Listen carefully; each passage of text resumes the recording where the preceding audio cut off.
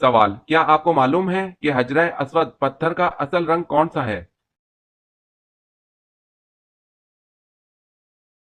जवाब है दूध से भी सफेद।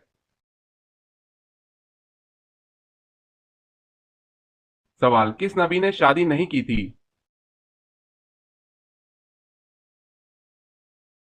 जवाब है हजरत ईसा अलैहिस्सलाम। सवाल, कयामत के दिन अल्लाह पाक के अर्श को कितने फरिश्तों ने उठा रखा होगा? जवाब है 8 फरिश्तों ने उठा रखा होगा। सवाल, मस्जिद में कौन सी चीज खाकर जाना मना है?